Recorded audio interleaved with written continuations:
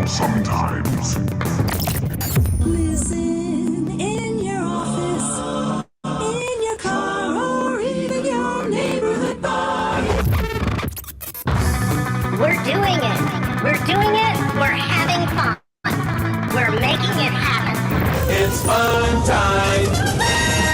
Open your mouth, close your eyes. We're going to give you a big surprise. And here it is. Welcome to Who Are These Broadcasters, otherwise known as Strike Force 3. And please stay tuned for the story that will make John Melendez leave the Democrat Party. As always, I'm America's most beloved co-host, Christian Bladt, joined by Eric Zane, or as he was known in college, Easy Mac. And of course, Karl Hamburger, who, say what you want about him, he always pays his bets unless he has to drive to Indiana. Good afternoon, gentlemen. What is happening, Christian Bladt? Good to see you, buddy. Good to see you, Eric Zane. We got episode 4. Who are these broadcasters? In case you couldn't tell from our very long theme song. I hope we get a longer one next week. Well, I'll work on that. Okay, we'll do the extended version of it. I want to get right into our local news because, boy, did it rain at Burning Man. Oh. Others imitated. We appreciate it.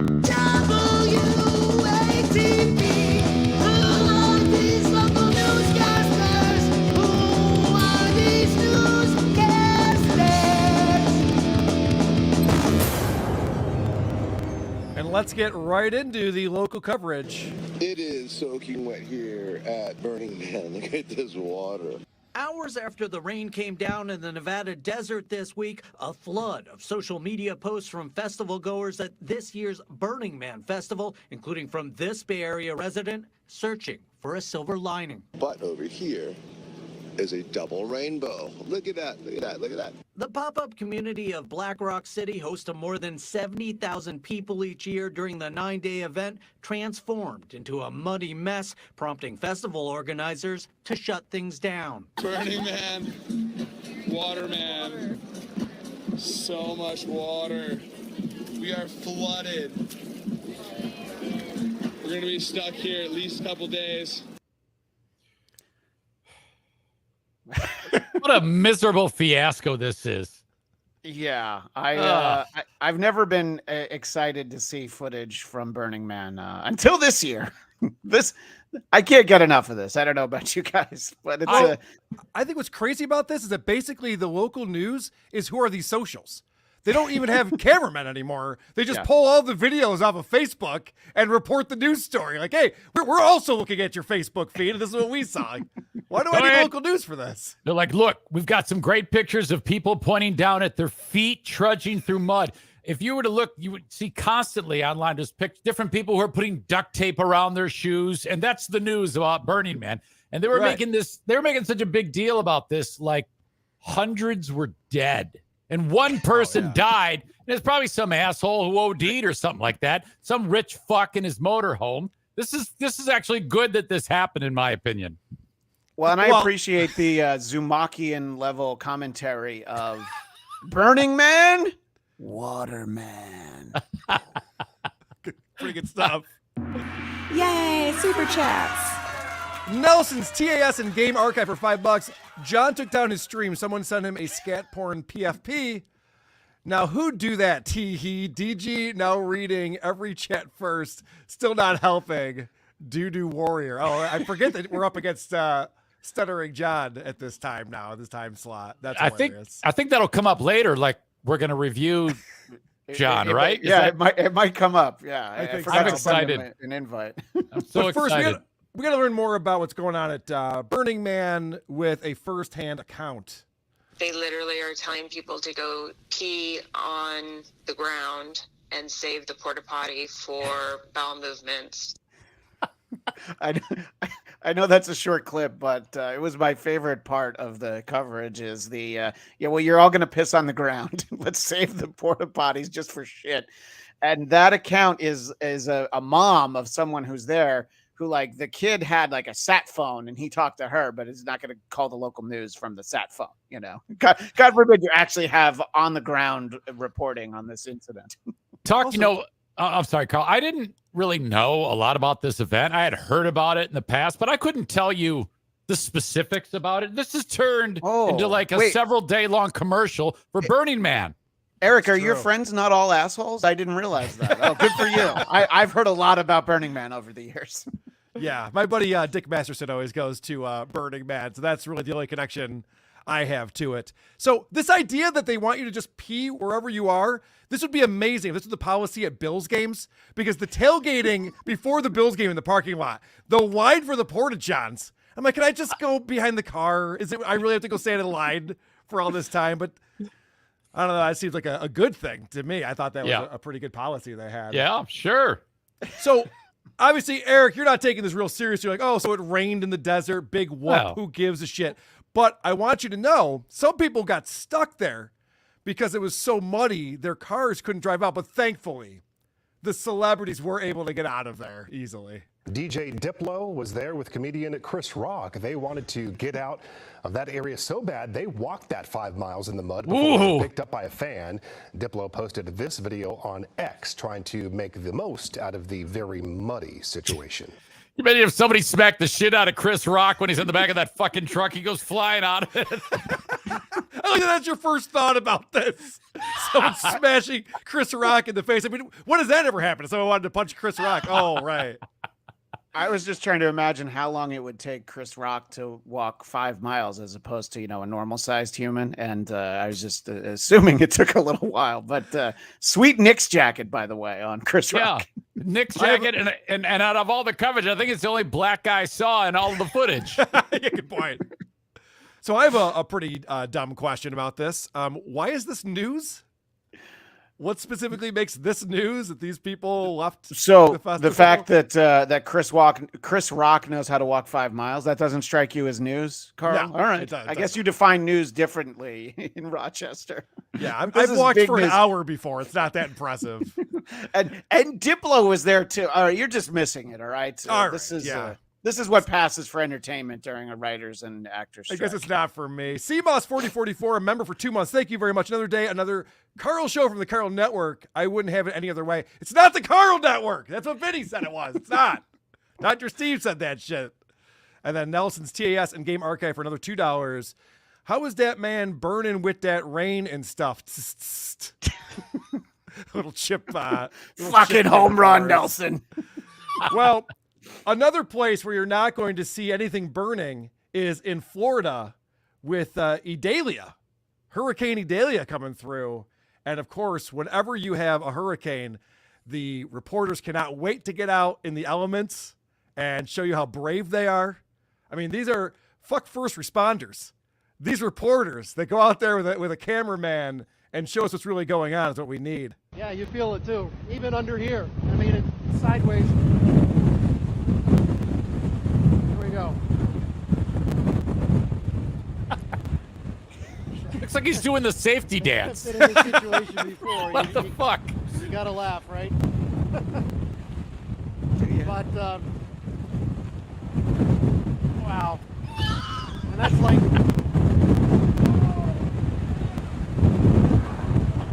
And away he goes.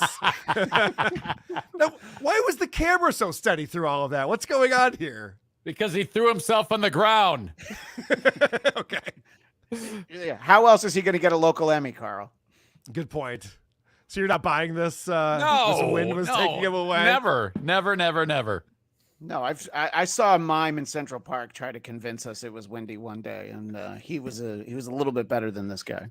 I saw that guy. He was stuck in a box when I was walking by. I felt bad for him.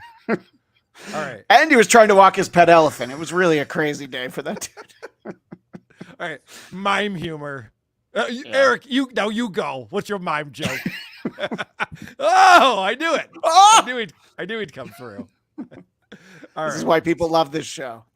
CNN is going to be there. Their boots on the ground reporting what's going on. And this is very serious. People's property is being damaged. Roads are turning into rivers.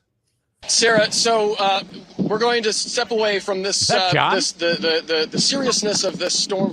That's fucking. That's a young John. That's John 30 years ago. Yeah, 3 years ago. Sarah, so we're going to step away from this the seriousness of this storm for just 1 second. You got to bear with me because this is something you don't see every day, guys. Guys, what are you doing? Literally. This is a very new way to beat rush hour traffic on Bayshore Boulevard in Tampa. These guys are kayaking down this major thoroughfare, Tampa over my shoulder here. I mean, look at that. I don't want to minimize the serious nature of this storm, but this is what people are dealing with in Tampa as we speak. What a way to break it down. He said, I mean, look at that. Yeah. I don't want to make fun of these assholes, but look at these fucking assholes rowing down the street, right? Also, like, sorry. these guys, they're not even excited to be on television. They're like, leave me the fuck alone. I'm going to work. Yeah. All right, asshole. To me, this is also set up by the TV station. Those are interns from the TV station. Okay, you might be onto something there. But I do love how the guy was like, listen, I know this is very serious. We're going to take a break here right now. This is the network that was propagandizing people for 4 years with Russian collusion and COVID and all this shit. Now they're like, here we go. Now they're like, all right. Oh, yeah, no, CNN's always on the up and up, Eric, for sure. Yeah. That's why they're still in airports. Okay. And now CNN's going like, all right, now, guys, this is really serious. It's okay to have a little levity. It's fine. There's a lot of water in Florida. We know. No, it's the no fun news network. Come on, we gotta shoot it straight, Carl. Okay, I believe everything I'm heard, Carl. What the fuck is wrong with you? Yeah, I know you do.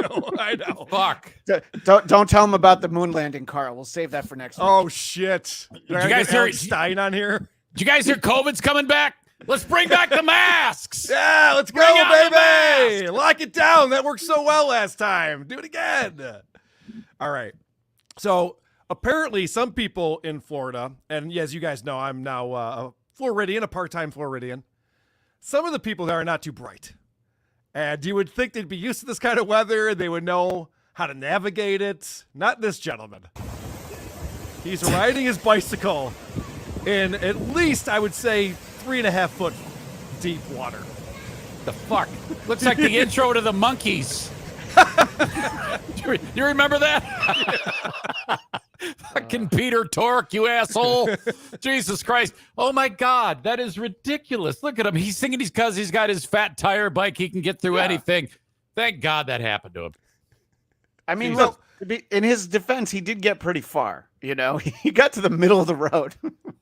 I don't know if you know this, guys, but the water is actually not good for the chain. It's the reason why they don't have bike washes like they have car washes. Yeah, you kind of don't want to do that. Yeah, you don't want to just submerge your bike in 3 foot deep water. I like how he's looking out for his safety with the helmet, but is not at all concerned about going into a sinkhole the size of the Grand Canyon. You're not going to hit your head, sir. Trust me. That's a good point. I didn't even pick up on that. All right. Have we having enough fun with these idiots in Florida? We're doing it. We're having fun. Carl, have fun with everything you talk about. Then let's have some fun with the idiots in Washington. Folks out there need to listen up, mainly because here comes Who Are These Pundits? And we all know Steve Doocy is bringing all the important questions when there's a White House press conference going on. And this is no different. It seems like the hurricane response so far is robust. Did you guys realize that the initial Hawaii wildfire response was not that good? Or is it just easier for people to get help from the White House when the president is not on vacation? Boom! Roasted! Oh, fuck, is that awesome? God damn it, is that great? Yeah, I think Pete Doocy was on vacation for a little while. They referenced it later in this briefing, and I was surprised we hadn't had him on the show yet. But my favorite part of the clip is not his question, but take a look at NBC News correspondent Peter Alexander, who's sitting right next to him, and he just has this look on his face like, "Oh boy, Doocy's Doocying again, isn't he?" Yes. I like that first off, we're pretending that Biden has anything to do with anything the federal government does. I mean, right. Yeah, we're waiting for what he wants us to do. Oh, he's napping? Okay, we'll wait. The other thing, I can answer this question. I'm not the press secretary, as you guys know, but someday I will be. The answer is Hawaii's on the other side of the fucking world.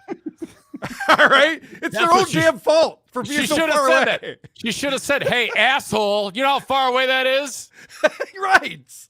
Also, Mr. Ducey, votes in Florida matter. Votes in Hawaii, you know. Yeah, and who's the fucking plain Jane who just rolled out of bed behind him? Holy shit. Feel free to put on some makeup when you're going to be on television. Get dolled up there, toots.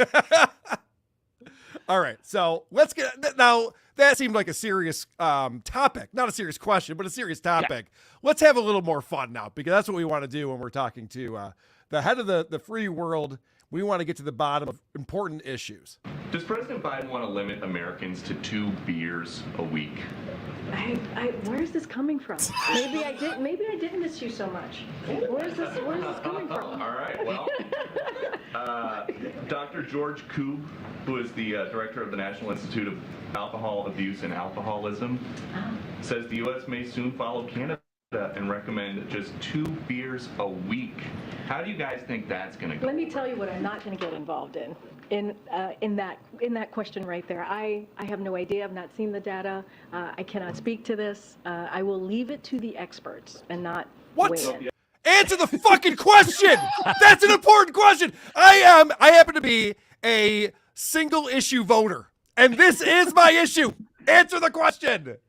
Well, Carl, I'm glad you reacted the way you did, because this is what I teased in the intro. If there is anything that would get John Melendez to no longer be beating the drum for the Democrat Party, it's this issue. If they really get out in front of 2 beers a week, I don't even know that he could go an hour without 2 beers. I mean, when Obama said we can't use the R word anymore, I went, I don't like that, but I can live with that. But 2 beers a week? What about hard seltzers? Do they count? No, they definitely don't count. I'm calming down as we're talking through this. And right before football season, no, I don't want you to be calm. I don't like calm Carl. All right, so that leads us to the douchiest thing. I fucking hate when politicians pretend to be one, especially career politicians like Ted Cruz, pretend to be just one of the guys, tries to be relatable, and it's so awkward. It doesn't work at all.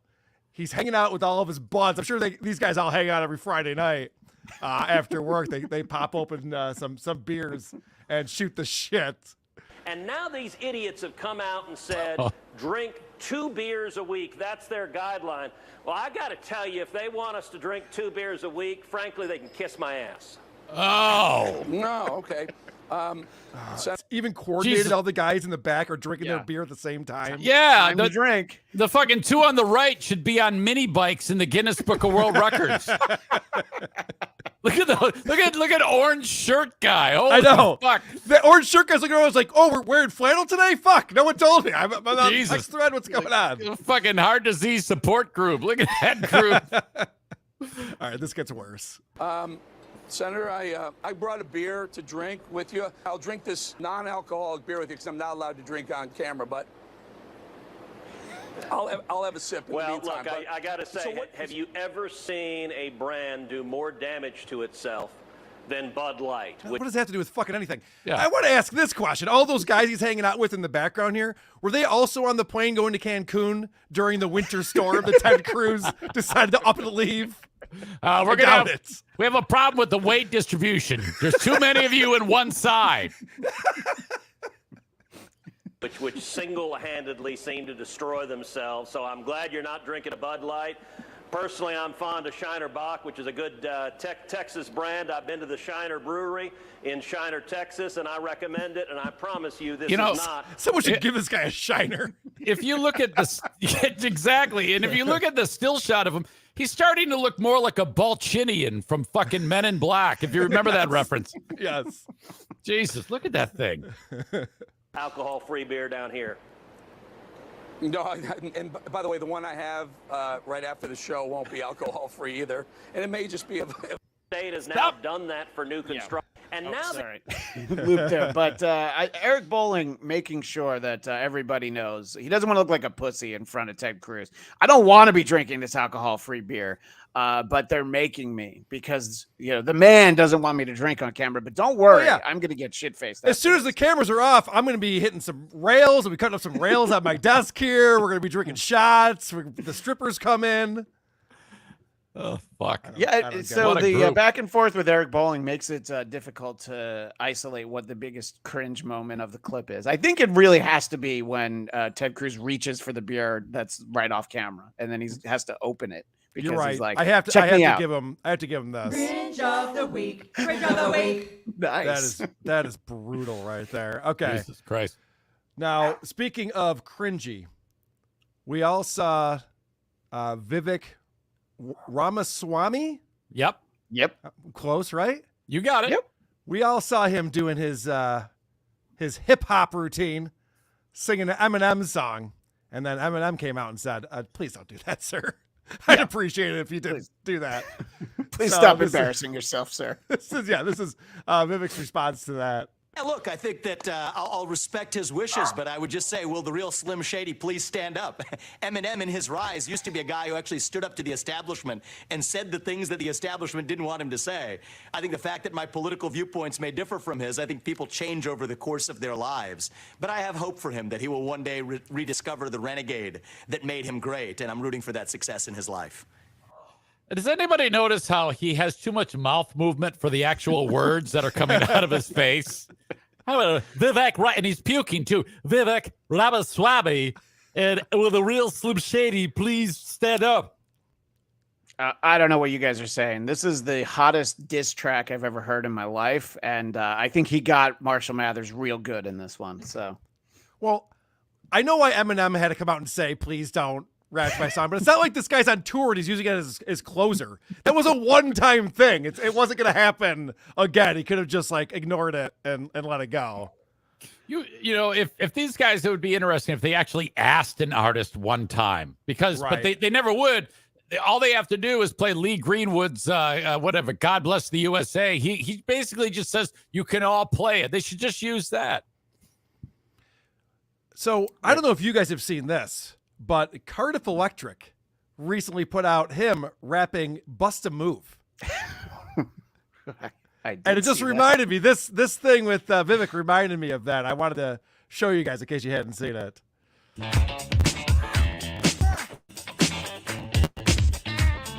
This here's the jam for all the fellas trying to do what those ladies tell us. Get shot down because you're overzealous. Play hard to get females, get jealous. Okay, smarty, go to a party. Girls are scantily clad and showing body. Your chick walks by and you wish you could sex her, but you're standing up the wall like he was Poindexter. Next day's function, high-class luncheon. Food is served and you're stone-cold munching. Music comes on, people start to dance. Then you ate so much you nearly split your pants. A girl starts walking, guy starts talking. Sits down next to you and starts talking. Says she want to dance because she likes the groove, so come on, fatso, just bust the move. Got some moves here. Just bust the move. This is what's going on in my basement when I'm not home. So you guys know. He's just a half step off, I think. I mean, he's almost there, but he's just missing it by that much. I think he catches up by the third verse. Cardiff just texted me cease and desist. Cease and desist, yes. Sorry about that, Cardiff. You know, in all my excitement to talk about Eminem and talk about busting a move, I did skip over an interesting CNN clip that they're talking about Tim Scott, who's a Republican. And I don't know, they're implying that maybe the Republican Party wouldn't want to vote for him. And it's interesting what they're implying here.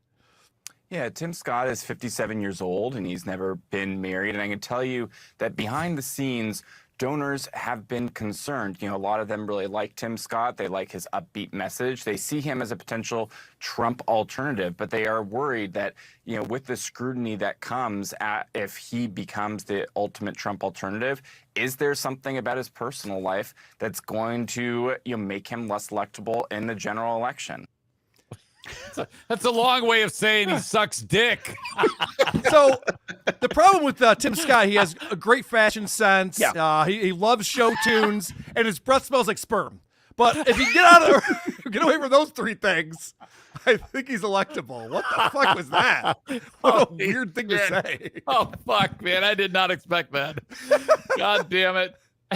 Oh, shit.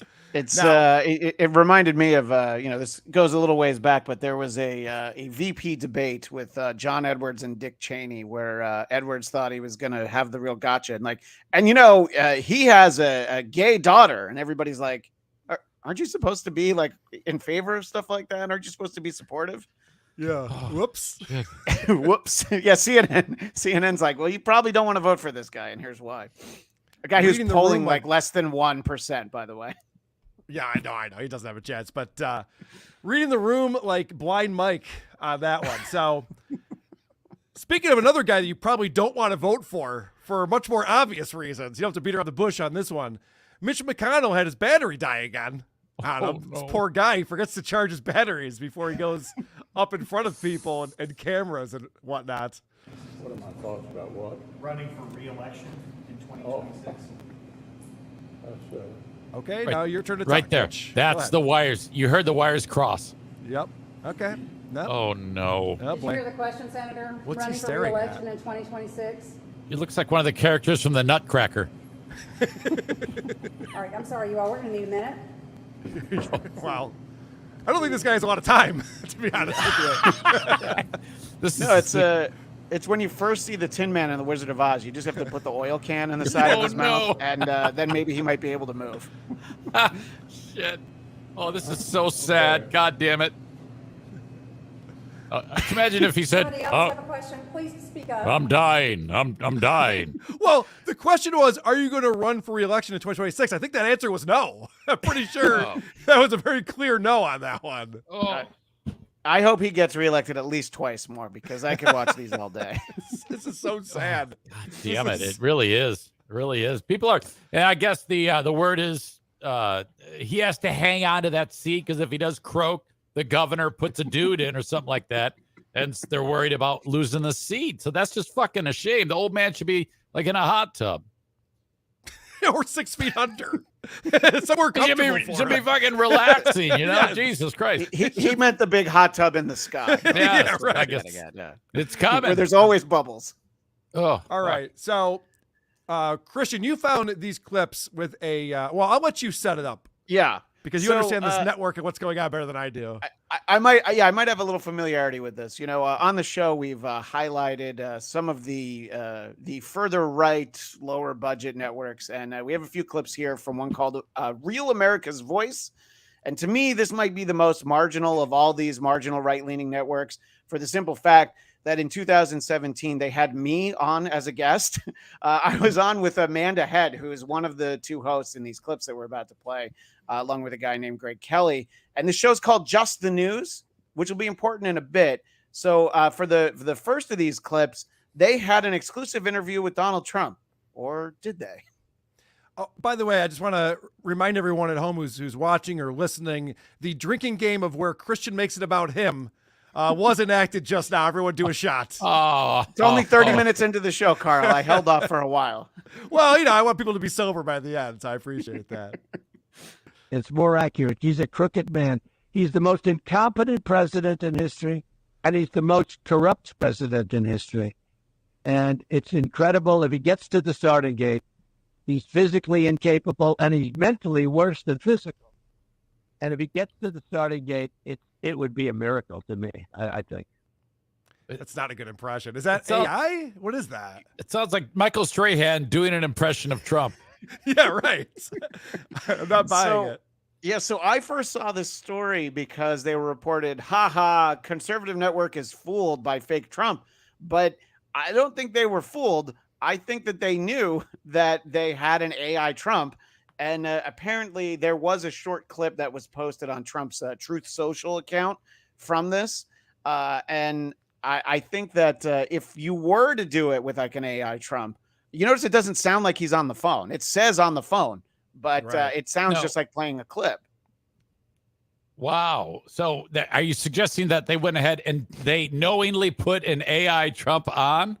Well, yeah, but the fact that Trump posted from it, I almost said tweeted, that it was probably coordinated and like, oh, let's see if we can try it out. But I think the most important thing would be, Karl, if you were trying to fake something like that, you would want it to, sound good and make sure that it didn't glitch at any point, right? Isn't that what you would want, Karl? The good news is I have a voice because I can speak to you and I can speak to others.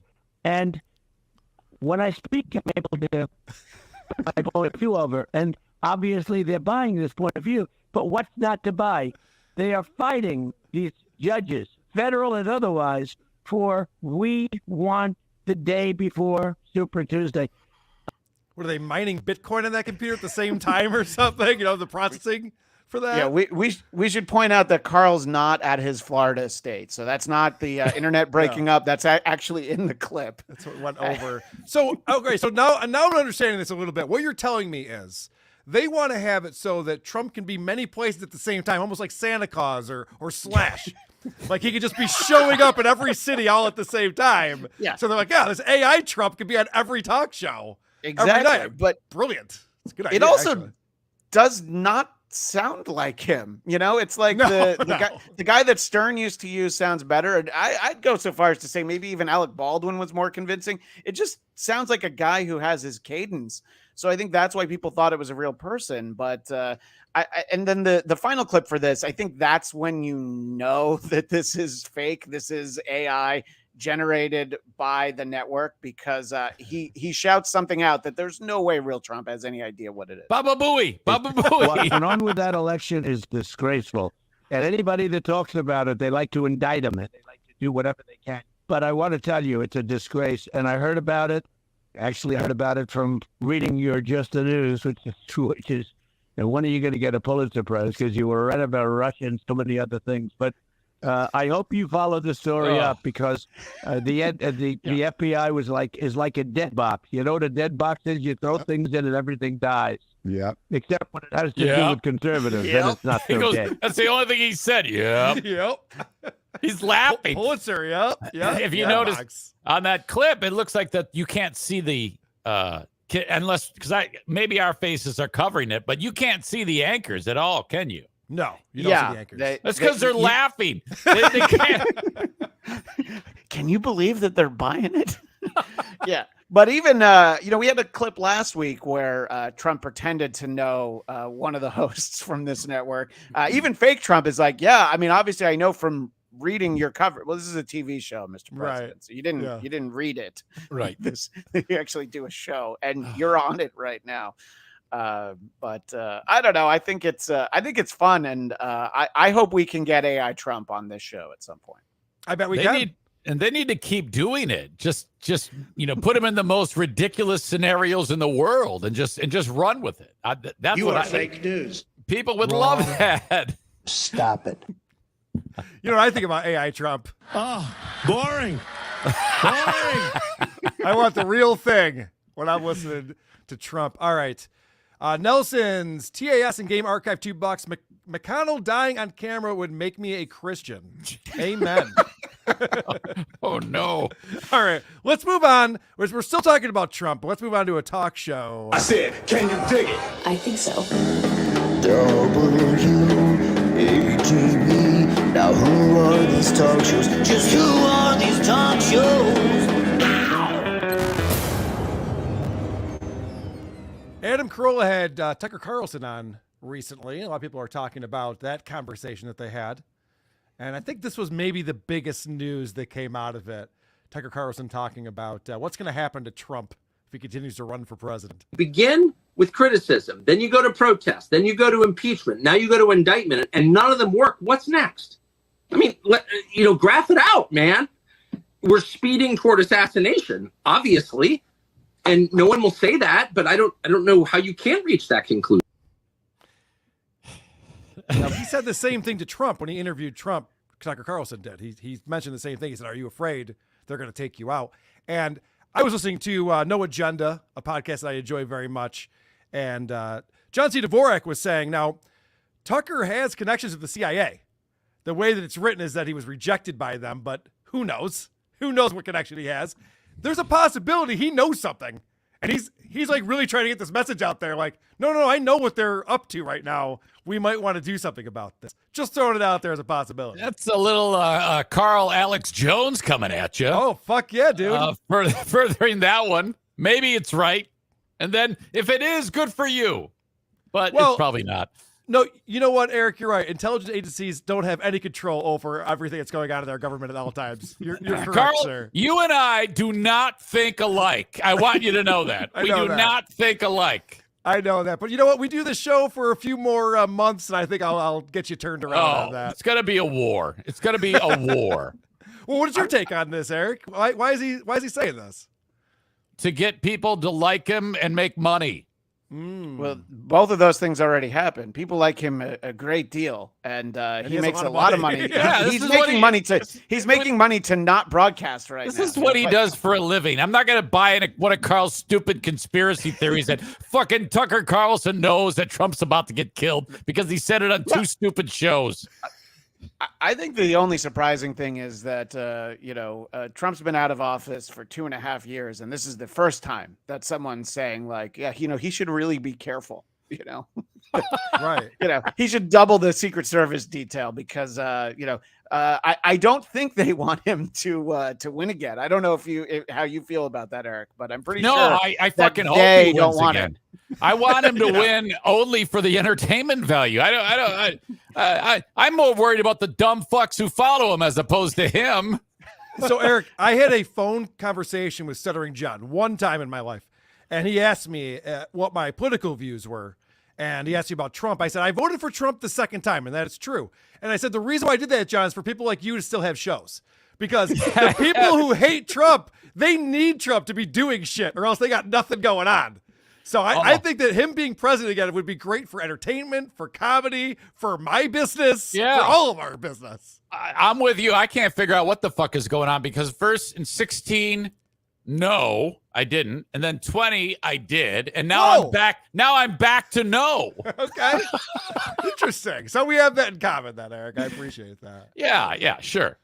Speaking of people I think that my final thought on that was that I think that the thing that Tucker is missing, that if that were to happen, and of course we're not advocating for that, none of us are, it would be fine because we have Trump GPT now. So he could just be president. We've already heard him in this show. Well, I mean, Mitch McConnell's a robot. Why not have a robot president? What's the fucking difference at this point? All right. So now Bill Maher does this show that I've really come around on. And when he first put it out, I'm like, what is he doing? He's just getting drunk and high with celebrities and they're hanging out in his man cave. But actually what's happening on his show is he's getting people to reveal things. He gives them a little truth serum as whiskey and smokes them up. And then they start saying really stupid shit. It's actually kind of entertaining sometimes. And so he had John Mellencamp on his show. Now, I'm going to date myself. I thought he was John Cougar Mellencamp, but apparently that's not the case. This is more I'm older than you, so I thought he was Johnny Cougar. See? Yeah, he's actually, you're right. He's had 4 fucking names. Jesus Christ. So he's pretty self-important. I mean, even Prince didn't rename himself that many fucking times. So let's see. He's got some weird views on black people. I wrote a song that I never recorded because I felt it was wrong, but it was called From the Fucking Cotton Fields to the Plague Fields. Yeah. So my point is that, so what? I would say that us white people love to have black people entertain us. I would say that the playing fields are a lot better than the cotton fields. That's what I would say about that. Maybe I'm crazy, John, but it seems like making no money as a slave picking cotton was not as good as playing left field for the Yankees. I mean, I'm sure there were reasons why. Dave Winfield has some beefs against Steinbrenner. I'm sure. No doubt, there is 1 or 2% of black people in America who have a better life. Oh, stop. That's what you think? 1 or 2%? Okay, let's say 10%. I'm just pulling a number out of my ass. It is that's where it belongs. Hey, I just pulled a number out of my ass. I know, but I'm telling you, that's just not true. But, Well, okay, well. I mean, listen. We do have statistics. Talk to my... He's all proud of his fucking civil rights song, and then Maher rubs his face in dog shit repeatedly. Holy shit! God damn, was that awesome? Bill Maher's reference of Dave Winfield. When's the last time that guy watched a baseball game? Yes, yes. His phone blew up. Everybody's like, Dave's talking about. I agree with you, Carl. By the way, I'd gotten a little tired of Bill Maher's shtick from his show. I love Club Random. It's you got to sit through some stuff sometimes that's not the best, but every interview seems to have a moment where you're like, did he really just fucking say that? John Mellencamp doesn't have any black friends, is what I just learned from this.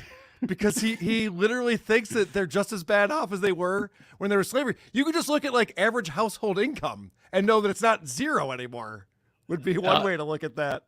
And then he goes from 1% to 10% to I don't know. I'm just making shit up. All right. And Bill's like, well, then maybe stop making shit up then. But who amongst us has black friends? Am I right or am I right? That's a good point. I love the fact that of all the sports Maher picked, he picked the one has like no black guys in it practically. Well, could have gone with 70s, football. In the 70s, they did. That's his reference, obviously. Talking about Steinbrenner and Winfield. All right. So I put out a special episode of Who Are These Podcasts. I did a crossover with Chrissy Maher. We recorded it Saturday night, and I put it out on our feed because everyone's requesting that we check out Strike Force 5. This is the brand new podcast that is being hosted by 5 late-night talk show hosts, and people are feeling like it's not a great show. No, they've just started off. We were 2 episodes in at this point, and Christian Bladt decided we checked out episode number 1 for the Who Are These Podcasts crossover. But Christian went ahead and checked out episode number 2, and I'll tell you this: I'm about 40 minutes into it because I'm going to be talking about this again with the Drew and Mike show after we get done with this. I guess Mark Fellhauer thinks this is a pretty good show, so we're going to see if that holds up or not. Where do you want to begin on here, Christian? Well, I think it's important because it sets the tone. The first clip that I have from it is the first episode did not have a show open, like a professional announcer, but they did have it for the second show. And, one of the things that you guys theorized on the show you did over the weekend was that they recorded them back to back. It's very clear in the second episode. They're still talking about things from the earlier conversation. So I don't know why this wasn't in the first show. They have John Hamm. He has a great voice. He makes a lot of money selling cars and stuff, but they didn't use this for the first episode. And I think it really lets you know what you're in store for when you get the John Hamm opening for Strike Force 5. 5 men with identical, non-transferable, narrow skills and a ton of free time on their hands now unite. Their primary mission? To funnel money to their staffs. Their secondary mission? Attention. Will their efforts be worth more than the sum of their parts, or will they turn on each other? Which, let's be honest, would probably make for a better podcast. This is Strike Force 5. Yeah, it would be a lot better if they turned on each other. And judging from the first 2 episodes, the other 4 are definitely going to turn on Jimmy Fallon at some point. Oh, I think Jimmy Fallon's going to turn on them. He hates them. He's so annoyed with this whole thing.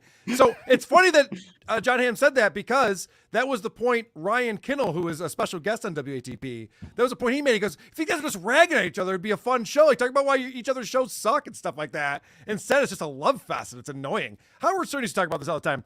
He hates that these late night guys are no longer competitive with each other. They used to be super competitive for ratings. There was only 2 shows on, and they had to try to get the audience. Now no one cares about ratings anymore. They get paid tens of millions of dollars and 7 people are watching. I don't understand the business of it. They were talking about how many people work for them. They all have hundreds of people on their staff to make these shows. The good old days when people gave a shit. Yeah. Before we get too far out, let me just address Flashy Vic with 5 pounds. So Eric and Carl voted for Trump because of the entertainment value? Sure. And I bet they read Playboy for the car articles and interviews too. In Eric's defense, he did not say he did it for the entertainment value. I think I said that. Oh, yeah. But I did say I hope he wins for the entertainment value. So he's kind of right. Look, it doesn't matter who the president is. We're just trying to have fun for 4 years, all right? Yeah, I don't know how who cares? it is in Britain, but it doesn't matter. It doesn't matter who the fucking president is. He doesn't tell me how much money I can make. Fuck it. Jesus Christ. He doesn't tell us how many beers we can drink. I'm sorry. Whoa, that's right. It does matter. Hold on, it does matter. Hey, Hamburger, $5. Don't want to make this too political, but Trump 2024 father muckers. All right, I see where Hamburger stands. Very good. And then Mongo coming in. And when Mongo comes in, we got to give him some love. Here comes the money. Here we go. Thanks for the super chat. Mongo, even though Tukey is well on his way to a primetime network soon, we appreciate the support. Mongo says, more like Steak Force 5. Home run, call me a home run. Fuck yeah. Fuck yeah. Fuck yeah. Well done, Mongo. All right. So getting back to Strike Force 5, episode number 2, we got some fascinating. No, what they do in this episode, because like I said, I've listened to most of it. They finally start telling stories about what's going on in their shows. It's behind the scenes stuff. That's probably what people want to tune in for. Like, what's going on? I've watched the show before. What's going on behind the scenes? And this is a fascinating story from Stephen Colbert about that. We have extra chairs backstage that are larger than the standard chairs. And if we have a larger guest, we switch them out and put in. They're to scale with each other, so you can't tell. But just to make people comfortable, we have chairs. Like if Shaq's on, the bigger chairs are out there. Whoa! Cool. That's a great story. Awesome furniture. Hot take breakdown. I wonder if he had that written down in his notes. Was that a bullet point? Did he just come up with that off the top of his head? That's amazing. The 300 people on his staff actually prepared that for him, and I don't know. I mean, we don't really watch these shows now, but as a kid, I watched Letterman and Conan, and I always wondered, what do they do when there's a bigger guest? Do they have bigger chairs? So I'm glad it's finally answered. It seems to me like whenever hosts get so comfortable with each other, or they just love to hear themselves talk, you'll hear those little tidbits come out that. And then it's terrible to tell it, but it's even worse that no one else on that show says, "Hey, thanks for that great, thanks for the factoid." Well, this next clip I want to play for you is so annoying because they're all trying to tag this joke and they're all riffing and they're trying to tag this, and none of them seem to have any ability to come up with a funny joke, which you would think 5 comedians who all host their own shows would every now and again stumble upon something funny. Go away. He assembled it himself with an Allen key. All right, guys. Okay, you proved yourself to be British because no one says Allen key in the United States. Really? It's an Allen wrench. It's an Allen wrench. It's not a wrench. It's an Allen wrench. Allen Key was a very famous British comedian. Oh, okay. That must be sure. Fusion. He had a show on MSNBC. Allen Key is making Francis sense. Scott Wrench wrote "God Save the Queen." Right? That's correct. She's not a human being. Wrench and Peel, of course, the comedy duo. Now, if only Stuttering John had this audio for when he was trying to explain what tagging a joke is, when he was trying to explain it to DG, this could have been a perfect example of that. No one ever knows when to stop on those, and each subsequent joke is more watered down. If the first one was good, it's lost. No one's had time to actually enjoy it. Oh, God damn it. But the first one wasn't any good to begin with. But nobody wants to be the one of them who doesn't chime in with it. And, prior to this, I'd been thinking Jimmy Kimmel coming from radio, I think he has the best sense for how this works and how to move it along. And then he went and laid that egg. So I guess they're all terrible.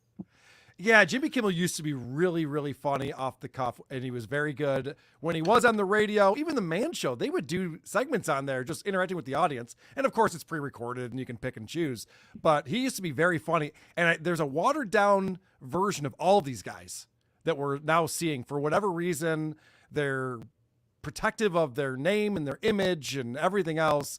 So it seems this whole thing seems pointless to me. Now, Jimmy Fallon's the only guy on here that I kind of like. And Jimmy Fallon seems to not want to be a part of this. Fuck you. Jesus, Carl. You don't like Jimmy Fallon? Oh, I hate Jimmy Fallon. Oh, all right. Well, let me see if I know Eric, I know that you don't drink. What I like about Jimmy Fallon is that he is a drinker. And because of that, he forgets most of his own life. Oh, okay. And so his co-hosts on here have to tell him what happened on his show, on The Tonight Show, because he has no recollection of it. Because I love the space train sketch so much because he's also uncomfortable in the space train sketch. We asked him to be in a sketch called Space Train. Tell them what Space Train was, Jimmy. Well, first of all, I just want to say, so you're interviewing one of the most reticent talk show guests, and the whole time you also know in the back of your head that the next thing you're doing with them is Space Train. I kind of remember what Space Train was. I think it was in the middle of the interview. Didn't you say, like, we worked on our project together? Wasn't it one of those things? Like, and then you threw to a clip of this project you had done together. And it was a train that went to space or something? It's a train that goes to space. Yeah. You guys are wearing. There's only so much track, so it doesn't go very far to space. And there's like a murder on the space train, but it all takes place on the space train. Suits? Like sort of like tinfoil. And he had a little conductor's hat, like a silver Yes, conductor's silver- hat on. Oh, it was terrible. I love that Steven remembers Jimmy's show better than Jimmy does. Oh, I totally forget Space Train. Oh my gosh. Now that's Okay. So you like him because of that, not because of his bits he does on the Tonight Show. No, I don't watch the Tonight Show, and when he was on SNL, he'd always just crack all the time, and giggle. I didn't care for that either. That was when I started not liking him. Was just read the cue cards like everybody else does. It's not that funny. You shouldn't be making yourself laugh. Right. So I think he's talking about Robert De Niro there. Yeah. So his first talk show guest was Robert De Niro, which is which is not a great choice, by the way. If anyone's ever seen an interview with De Niro, and that's kind of the point. But he was apparently a good sport, and he was in a sketch. But Jimmy has no recollection. He's like, oh, so it was they said space train. So it was a train that went to space, right? Oh, yeah, I totally remember. He's clearly faking his way through the whole thing. I do like him more, the fact that he doesn't remember his own dumb bits, though. Could you imagine having Robert De Niro on your show, The Tonight Show, and forgetting the whole thing? That's impressive. Well, whiskey's a powerful friend, I guess, to some of us. Here's another reason why I love Jimmy Fallon, because he wants to get off this show. He's like, how long is this going to go on for? And he finds a fun way to let the guys know he's donezo. I just got a text from a member of Strike Force 5. Is that the best way to do it? I just got a text from a member of Strike Force 5, and it's from Jimmy Fallon under the code name Steve Allen. It says, I have to go. And I assume everyone got this at the same time. I'm the only one who wants to be honest with our audience. Yep. But I didn't know, we're talking about show business and all this stuff, but it was going a little long. So there's a limit. There's a limit to how much you want to help the staff, is what you're saying. My face is so red. I have where I am, there's no air conditioning or anything. It is so hot where I am. This poor guy is suffering right now. Let him go. Cut him loose. Shit. Oh, God. But that's the other indication that they recorded 2 of these in a row, because he's like, what am I doing this for 2 hours for? I got to go. It's happy hour at Applebee's already. I got to get out. Good point. Tom Jung is taking a shot at Eric, I think. Trump 2024, no more lib druggy podcast hosts. Jeez. Those are just rumors, sir. That's awesome. Inappropriate. Dang Lizard comes in with €5. It says, hooray for Thule Tuesday. Oops, wrong show. Yeah, I think you're thinking of the Stuttering John program, sir. That's not what this is at all. All right. We did Strike Force 5. I'm going to be talking more about that on the Drew and Mike show. We need to move on to sports and sportscasters. Home of the hourly triple play. W-A-T-B, who are these sportscasters? Just listen and find out, who are these sportscasters? All right. We're running a little bit long, but when I was going to skip Deion, but fuck it. This guy, Deion Sanders is a head coach in college football. Yeah. And, Colorado Buffaloes. Yeah. He took on a team that was like the worst team last year. Correct. They won 1 game or something. So he comes in, and week 1, they pull an upset. Yeah. But by the way, they win 45-42. So it's, they barely won. Right. But it's exciting. It's an exciting game. I don't know what the spread was. You know what the spread was on this game? Going into it? I don't. So they're big underdogs. Yeah. So this is how he handles that post game press conference. You believed, didn't you? I did. All right. What's up, boss? You believe now? You hold on. Oh no. Do you believe in that? Huh?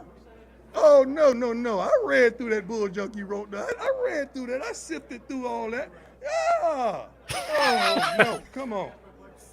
Sounds like Howard Dean. Yeah. You don't believe. You just answered it. You don't believe. Next question.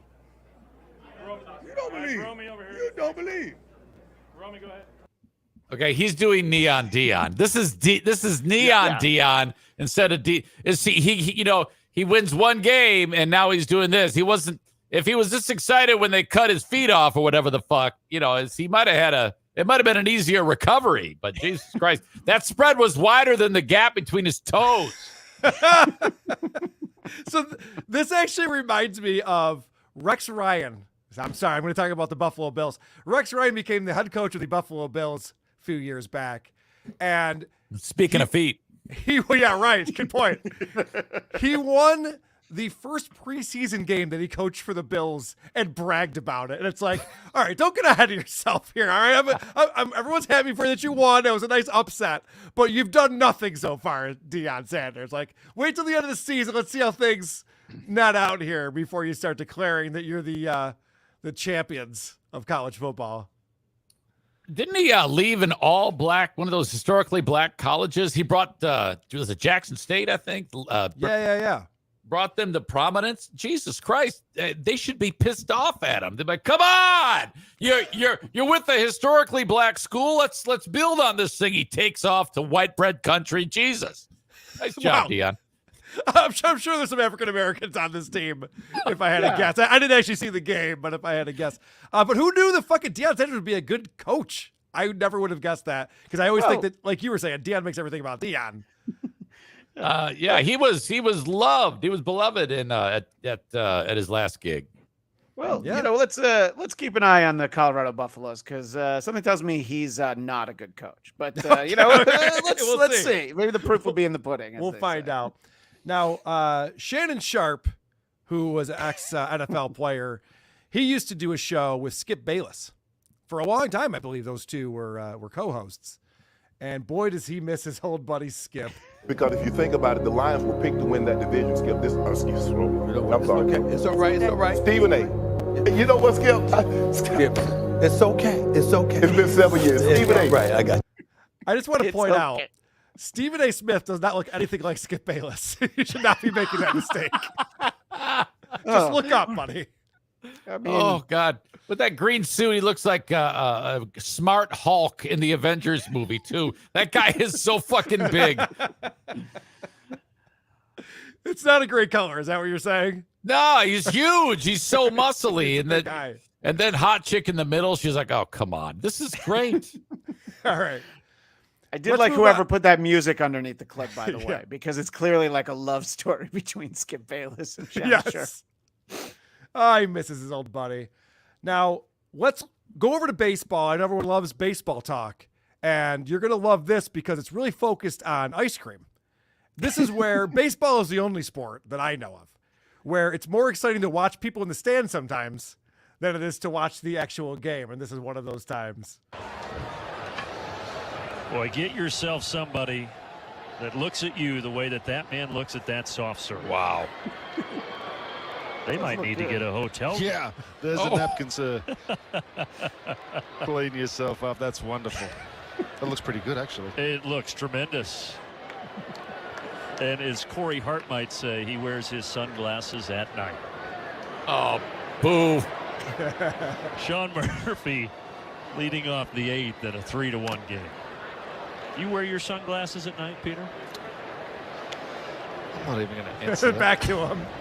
I'm so Go for it, disappointed buddy. with I think this guy's pulling it off. Oh, boy. that. Don't leave anything for chance, sir. All right, if you're not watching, if you're listening. I think I'm done for the night. Oh. He just went in for the deep throat of the ice cream. Oh, he did. And if you notice, the girl with the sweet boobies behind him, she was watching him when he did that, and she starts to react. If you notice, you're right. She's totally watching that. Oh my God! No, he's definitely got no gag reflex. I'm glad that you pointed her out, Eric, because when I was watching this, I'm like, okay, it's cool. He's enjoying his ice cream. Can we go back to showing hot chicks in the stands? Because I watch the Cubs. I'm a Cubs fan, and every single game they zoom in on some hot chicks in the stand. I assume every baseball team does that, right? Yep. Okay. I imagine. It's just good producing. Well, they don't do it so much in Boston because there are not any hot chicks in the stands. If you've ever been there. Look, pasty freckle girls aren't my thing, okay? Shots fired. All right, let's go over to the Yankees. Let's check out what the Yankees are up to. Apparently, there was a guy who was put on waivers. Do you want to explain what being put on waivers means for people who maybe might not know baseball as well as we do? Yeah, so this is Harrison Bader, who they got in a trade last year from the Cardinals, and he's put on waivers, which means you're not cutting them, but another team, if they want to take on their salary for the rest of the year, they can have him. And a lot of teams do it. The Angels put like 8 guys on there, and it's just a way to hopefully make a salary dump, but they had to do it before September 1st. So this was the day before that. How did you find out you were put on waivers today? I was in the lunchroom. I saw it on just ESPN. I guess guess it popped up somehow over there. So that's how I found out. What was your reaction when you saw that news? Like, what does waivers mean? But listen. In all seriousness, regardless of what happened or may happen, what is waivers? Fucking home run, Beta. Home run, buddy. Does he not know what waivers mean? Oh, he's trying to be funny. Come on. He's trying to make a joke. That's rough, though, right there. But now we also, for those watching, we now all know the password to the Wi-Fi. I think this is in Detroit. So it is in Detroit. Yeah. Network. Oh, my God. I just noticed that. That is fantastic. Yeah. That's funny. All right. This is something else that Eric Zane found. And there's a guy now, again, because I'm a Cubs fan, I know that this guy, Steve Bartman, famously reached his hand into the playing field and interfered with the ball. And that can be frowned upon by some people because you fuck with the game. This happened in, they came back and won the next day, right? So everything was okay. Oh, boy. Oh, no. Okay. Sorry. 5 outs away, Christian. We were 5 outs away. Oh. Was that that was Moises Alou, right? Moises Alou, it was. Yes. Yeah. He really let him have it. Yeah. And I think that if he could have that back, knowing what happened to Steve Bartman's life after that, he probably would have been easier on him because he had to be escorted. Anyway, that's not the point. The point is this gentleman did a similar thing. And so they rushed over to interview him during the game. And he seems to be quite the character. People seem to enjoy this man's personality. See if I can get some volume going on. Pretty much, I'm out here with my son. This is our first ever game. We just moved here to Houston literally in January, and I just wanted to make the moment special for him. As a father, I feel like it's my job to make sure that I give him the best moments. I apologize to the Astro organization. I didn't know it. Y'all gotta understand, when it's dropping down, it looked like it's coming directly to you. So I reached, and my body went for what I know. But we did have a wonderful moment. He doesn't seem sorry about it. That, yeah, for sure. He's gonna go. Hide your kids. Hide your wife. Okay, so you reach out, and what was the reaction that you heard right after the play was over? The reaction was shock, disgust, happiness, sweat, a little bit of lust, baby. You feel me? I was in there feeling kind of hurt, because my fingers still shaking a little bit. The ball way heavier with the gravity. I'm not gonna lie to you. Charlie Ray, we're gonna be on TV, baby. Tell me, it looked like that you went away for a bit and then you came back. How'd you talk your way back? So, look at this chick. Houston loves me and I love Houston, and they cannot stop me from supporting the Astros. So what happened was the who?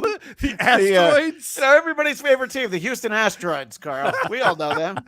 And he's wearing his Royals hat. That's not a good sign, but all right. This guy. Oh, I love him. Almost had to give him real quick on him, but they wasn't listening, so I showed some love, and they let me come back. They really were just trying to make sure that I wasn't hurt and that making sure that we didn't go over the rails. So salute to the whole organization, great staff. They made sure that I was healthy and I was enjoying the game. They wasn't even making it serious. Okay, so this was basically like Bartman, except it actually benefited the team and it's black. So it's black reverse Steve Bartman is what we're looking at here. Right. Yes. Okay. That makes sense. It's a photo negative. Yeah. Yes. See, if Bartman would have behaved like not such a pussy, this would his life wouldn't have been ruined. After. It was game 6, Eric. It was game 6. 5 outs away.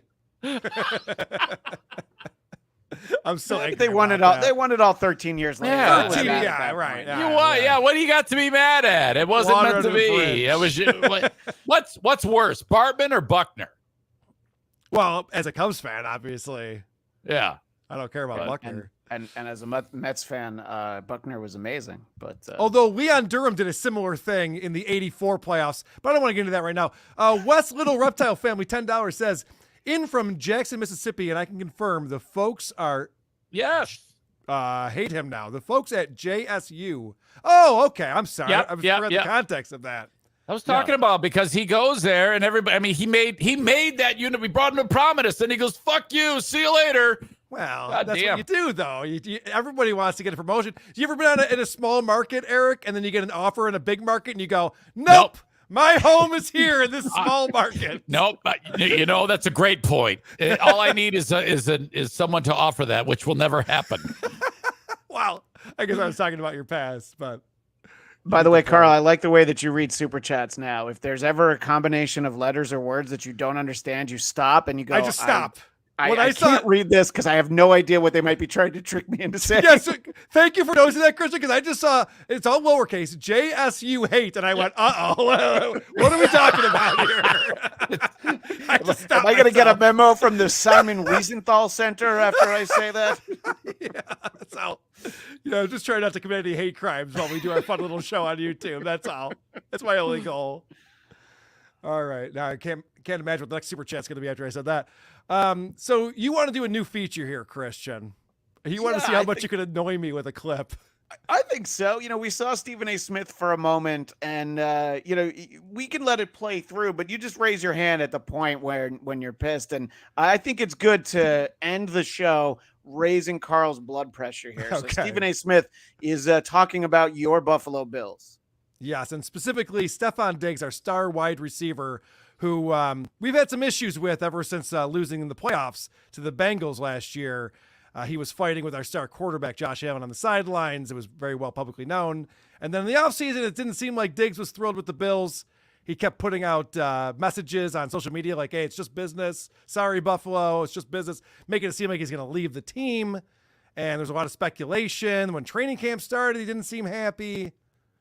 So you got Stephon Diggs, this brother all-world receiver, but clearly wasn't happy. He walked out, didn't want to talk to nobody. They came into training camp. They had some friction. They had to get settled and all of this other stuff. Brother wants out, by the way. I'm just telling you what I know. I got my own sources. Brother wants out. He don't want to be in Buffalo anymore. He don't want to. I'm telling you right now. I have my sources. Stephon Diggs got to be there, but he would prefer to be gone because he's lost a level of belief in the Buffalo Bills. That's right. I said it. It's Stephen A., baby. I'm telling you what I know. Okay, they can deny it, they can tell you what to do. I have my sources. I'm telling you what I know, all right? But he's not going to force his way out. He know he got to be there and they got to perform. But he ain't feeling the Buffalo Bills the way that he once did because he feels there's a window of opportunity that they may have missed out on. Josh Allen's got to show them that's not true. Okay. It is true. It is true. It is true. So I hate Stephen A. Smith. I think he's annoying. I think he's pompous. I think his takes usually suck, but he's right about everything he just said. And I, as a Bills fan, I know this to be true. I know that Diggs is like, look, we keep getting either to the championship game or just before the championship game in the playoffs. We can't get over the hump for whatever reason. The defense ain't getting any younger. They probably did miss their window here, and I think that Diggs is ready to move on. The problem here, though, is that Diggs, there's 31 other teams, and most of them suck too. So you got a great quarterback, put up some numbers, enjoy it. I know it's cold. Can you imagine if he was there when they lost 4 in a row? He would have brought a gun to the fucking playing field and shot everybody up. Right. Steve Tasker handled it a lot better than I think Stephon Diggs would have. Oh man! By the way, was that chick bald there? Was she on Sherry Shepherd's "Lose My Wig" segment or whatever the fuck? Did you notice that? Yes. She had no hair. Look at that. Yeah. A little Oh my God. I don't know. Maybe she's sick or something, but she looks fantastic. That's Jada Pinkett Smith. Come on, Eric. Yeah. She doesn't at all look like a goddamn alien or anything. Man, Will Smith would not be happy with you right now, my friend. Wow. And I do think Stephen A knows what he's talking about because he has the same source in the CIA that Tucker Carlson has. So we know we See? can believe it. All right, so I'm not so. Oh, you were making fun of me. Oh, okay. No. Yeah, he said the same thing to Trump, so you know it's true. I didn't say you know it's true. Now you're dumb. changing the whole conversation. So stupid. All right. No, you're right. The CIA has never murdered Americans for political gain. All right, we're gonna wrap things up. The way we wrap things up over here is with something that we do.